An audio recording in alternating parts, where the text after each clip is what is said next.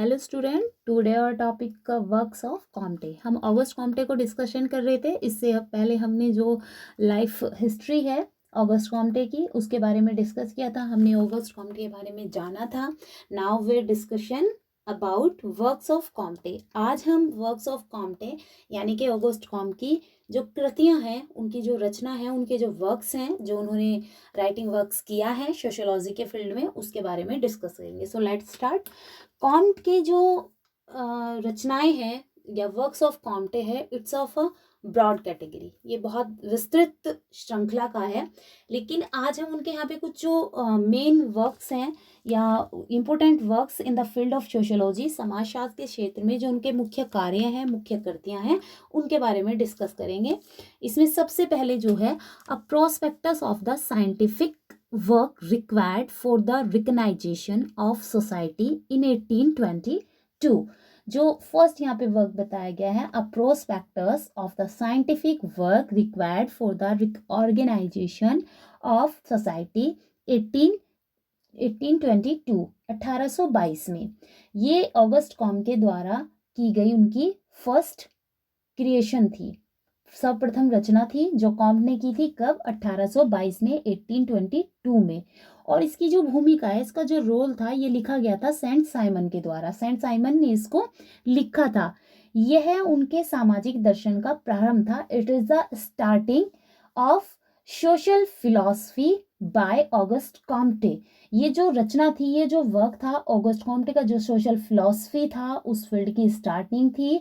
और इस वर्क में कॉम्ट ने सामाजिक सुधार और समाज के पुनः निर्माण की एक महत्वपूर्ण योजना प्रस्तुत की थी। इस वर्क में जो ऑगस्ट कॉम्ट थे, उन्होंने सोशल रिफॉर्म्स यानी कि समाज में सुधार के विचारों को, समाज के लिए सुधार के सुझाव उन्होंने दिए थे। और समाज के पुनः निर्माण, जो सोसाइटी का कंस्ट्रक्शन था, री एस्टेब्लिशमेंट थी, उसके बारे में इंपॉर्टेंट प्लानिंग उसमें इन्होंने प्रेजेंट की थी। बहुत अच्छे सजेशंस उन्होंने दिए थे।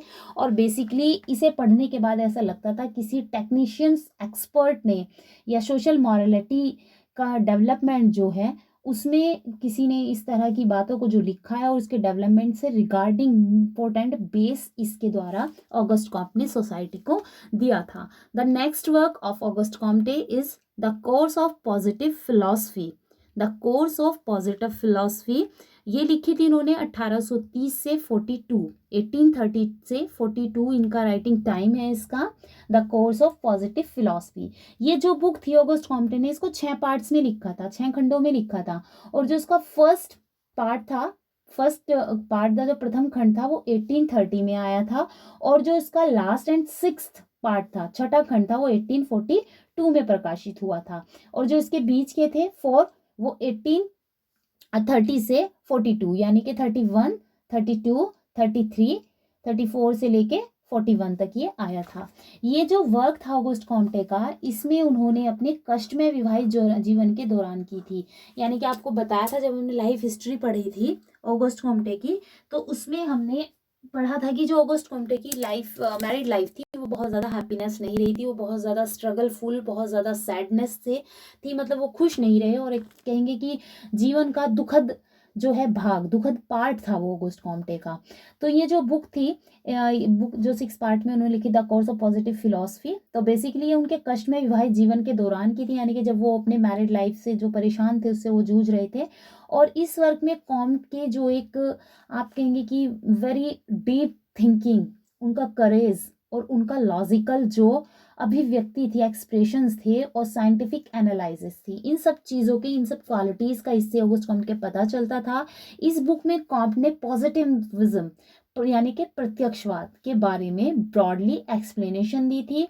और इस आर्ट में कॉम्ट ने समाजशास्त्र के सैद्धांतिक आधार का, थ्योरेटिकल बेस को मेंशन किया था। इसमें विज्ञानों का वर्गीकरण यानी कि classification of science, need of sociology, nature and जो थिंकिंग प्रोसीजर होता है, उसकी 3 स्टेजेस, उसके बारे में ऑगस्ट कॉम्टे ने इसमें बताया था। The next is system of positive polity 1851 to 1854।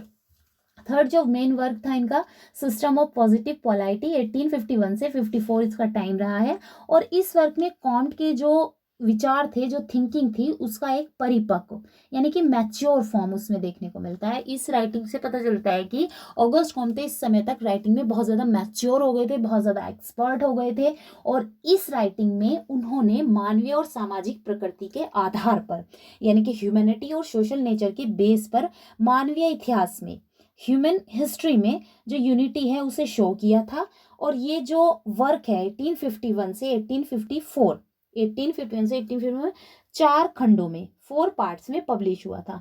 इस बुक में कॉम्ट ने अपने थ्योरेटिकल पॉइंट ऑफ व्यू के एनालिसिस के साथ साथ सोसाइटी रिकंस्ट्रक्शन की एक जो बिहेवियरल प्लानिंग है उसे रिप्रेजेंट किया था।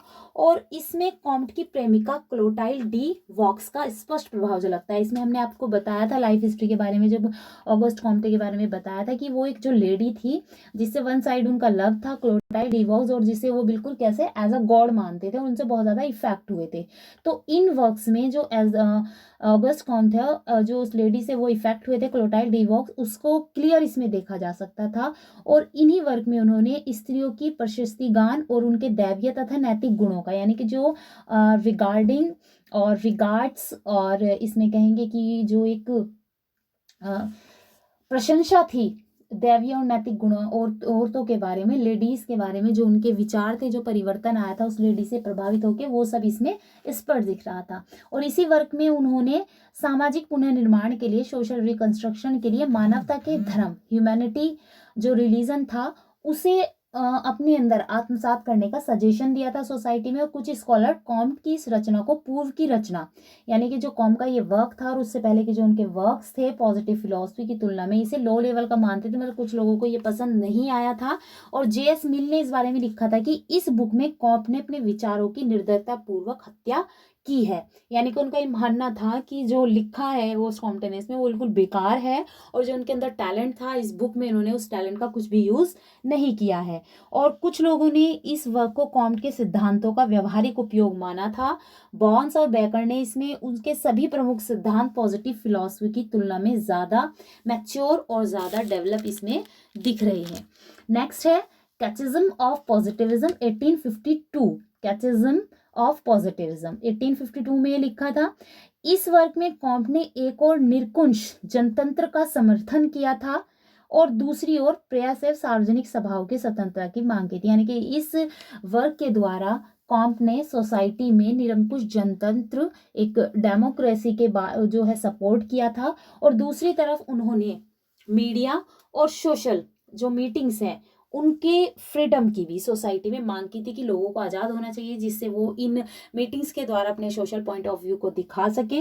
तो बेसिकली जो वर्क हैं ये कॉम्ट के, जिनके बारे में हमने आपको बताया, इन वर्क्स में कॉम्ट ने जिन थिंकिंग और थ्योरीज को एस्टेब्लिश किया, स्टार्ट किया, उनमें से ये जो निकल कर आए हमारे सामने उनके नाम है प्रत्यक्षवाद, चिंतन की 3 अवस्थाओं का सिद्धांत, विज्ञानों का वर्गीकरण, समाजशास्त्र एवं एक नवीन विज्ञान के रूप में, सामाजिक पुनर्निर्माण, सामाजिक प्रगति का विचार, परिवार, मानवता का धर्म, यानी कि इन रचनाओं के आधार पर जो कुछ अवधारणाएं ऑगस्ट कॉम्ट के द्वारा लिखा है जिनके बारे में हम पढ़ते हैं वो हमारी पॉजिटिविज्म है, 3 स्टेजेस की थ्योरी है थिंकिंग की, और क्लासिफिकेशन ऑफ साइंस है, सोशियोलॉजी आ न्यू साइंस, ठीक है, और social reconstruction, thinking of social progress, family, humanity, religion, ये सब हैं जिनको, इनके बारे में हम सोशियोलॉजी के फील्ड में ऑगस्ट कॉम्ट के द्वारा दिए जो कंसेप्ट इनके बारे में पढ़ते हैं वो इन्हीं वक्त से निकल करके आए। आगे हम जानेंगे पॉजिटिविज्म के बारे में क्या बताया था